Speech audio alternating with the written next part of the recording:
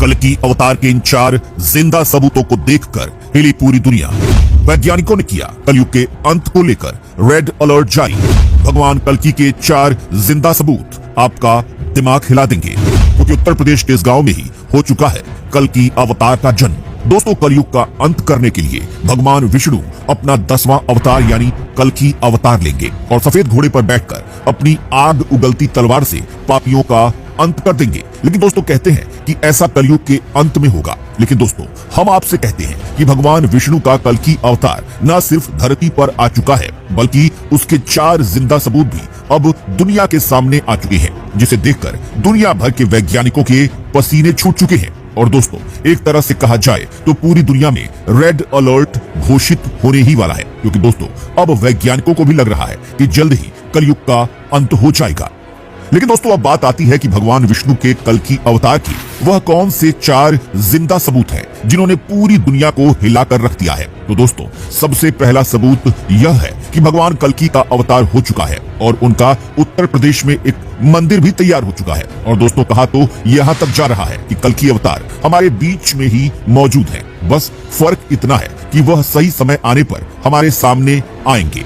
और दोस्तों, यही नहीं, भागवत पुराण में कल्कि अवतार को लेकर उस जगह का नाम भी बताया गया है जहां पर कल्कि अवतार जन्म लेंगे। और दोस्तों, वह जगह उत्तर प्रदेश के मुरादाबाद जिले के संभल गांव में बताई गई है। साथ ही दोस्तों, आप यकीन नहीं कर पाएंगे, लेकिन एक मंदिर में जहां कल्कि अवतार की घोड़े की मूर्ति मौजूद है, उसमें खुद पुजारी ने हलचल होने का दावा किया है। और पुजारी ने यहाँ तक कह दिया है कि यह घोड़ा धीरे धीरे अब जिंदा हो रहा है। दोस्तों, आपको पता होगा कि महाभारत के युद्ध के बाद जब भगवान श्री कृष्ण इस पृथ्वी लोक को छोड़कर अपने परम धाम चले गए, तो उनका सुदर्शन चक्र धरती में समा गया था। और दोस्तों, कहा जाता है कि जब भगवान कल्कि का अवतार होगा, तब यही सुदर्शन चक्र धरती का सीना चीरकर बाहर आएगा और इसे खुद कल्कि भगवान धारण करेंगे और जिससे पापियों का विनाश करेंगे। यही नहीं दोस्तों, भगवत पुराण में यह भी बताया गया है कि कल्कि अवतार कर्ण के अमोघ कवच और कुंडल भी धारण करेंगे, जिसके बाद उनकी शक्ति बहुत ज्यादा बढ़ जाएगी। और दोस्तों, यही नहीं, साथ में यह भी बताया गया है कि उड़ीसा के कोणार्क मंदिर में आज भी समुद्र और अग्नि कर्ण के कवच और कुंडल की रक्षा कर रही है। और दोस्तों, कल्कि अवतार के जिंदा सबूतों को लेकर लोगों के बीच में काफी ज्यादा चर्चा हो रही है। और दोस्तों, सबसे ज्यादा चर्चा का कारण तो यही है कि ज्यादातर लोग मानते हैं कि भगवान कल्कि का अवतार कलयुग के अंत में होगा और उनके अनुसार अभी कलयुग की शुरुआत ही हुई है और ऐसे में कलयुग के लाखों साल बचे हुए हैं।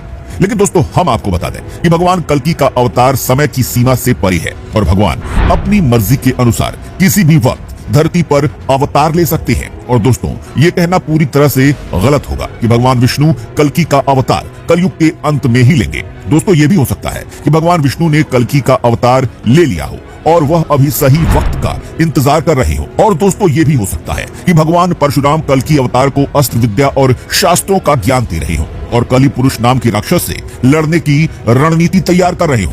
जी हाँ दोस्तों, क्योंकि भगवत पुराण में यह बताया गया है कि जैसे भगवान राम के गुरु वशिष्ठ थे, वैसे ही भगवान विष्णु के 10वें अवतार कल्कि के गुरु भगवान परशुराम होंगे, जो 7 चिरंजीवियों में से एक हैं।